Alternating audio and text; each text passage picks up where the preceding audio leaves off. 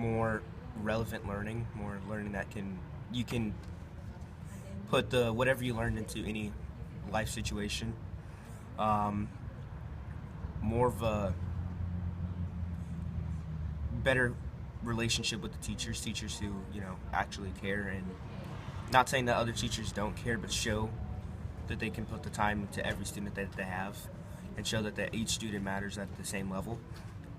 Um, Being patient would be a school that has more patience with students. Different students can learn at different levels, and some students might be able to pick up something really quickly, while other students might need more help. Building teamwork, being able to have not having a situation where kids feel like, oh, I have no friends, or I have nobody to come to if I need help. I mean, you have deans nowadays in the traditional schools, but half the time the deans are just there to like criticize you about your bad grades or something like that. So definitely people to help you with any problem you have, and build your confidence. Okay, so I believe that when you get an assignment, like nowadays, you get an assignment, they give you a specific date and what to do, and when to do it, and how to do it, and what you need to say to me, which is kind of more traditional. Gives you, basically, you don't even learn anything. You just go look up, okay, this is what he said, I'll just look it up, remember what this website told me, and regurgitate to get a 100. But I believe with more more personalized learning situations, there'll be like a time where they assign you an assignment, and instead of regurgitating, you act it out, or they give you an option of how you want to present it, whether you write a song about it, whether you make a play, basically putting what you love into the information that you're learning, giving your own twist, so that people, no matter what they're learning, they're interested, because oh, I get to write a song about it. I love writing music. Okay, I'm gonna write a song about the Civil War, or whatever assignment they have. So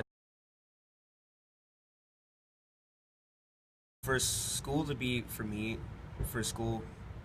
considered a personalized learning zone, I guess you can say, being able to have a specific group of people that you can call a team on an assignment, being able to have the choice of either working by yourself or working as a team, instead of every single thing you do is individual by yourself. I mean, because if you're in a school for, let's say, middle school 3 years, and all you know is how to work by yourself, by the time you get in the real world and you're at work and you have to do something as a team, you won't know how to respond to somebody who has an idea.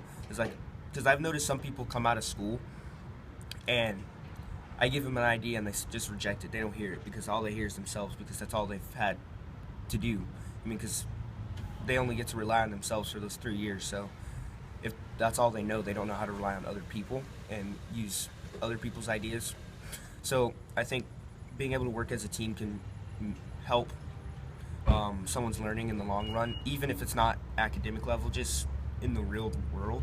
And also communication plays into that. You learn how to communicate with people, say the right things at the right time, not whenever you want to, or being able to realize when there's an opening time for you to talk. I learned that a lot in my experience with it.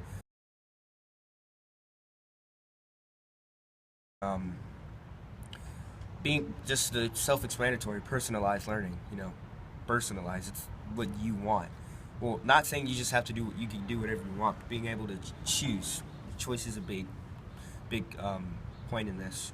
Being able to feel like you can be yourself.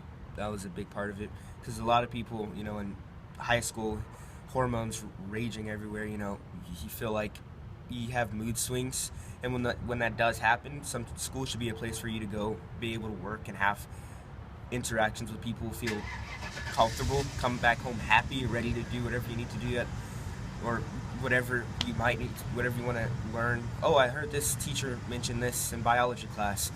I'm gonna go look this up, instead of, oh, we have so much homework to do tonight, I'll just skip it. That's how procrastination starts. I mean, in the beginning of the year, Westside, they said, remember not to procrastinate. That's the worst thing that we see. Students nowadays, just ditch school because they have a huge procrastination problem, but they don't realize that they're the problem.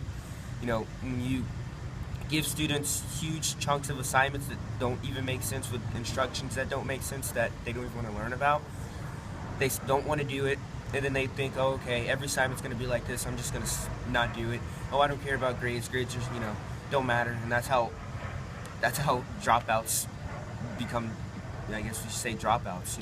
People who don't drop out feel comfortable, and people who don't feel comfortable drop out. I mean, because if you don't feel comfortable, you're not going to stay there. So I say that's a big point in learning as an individual. And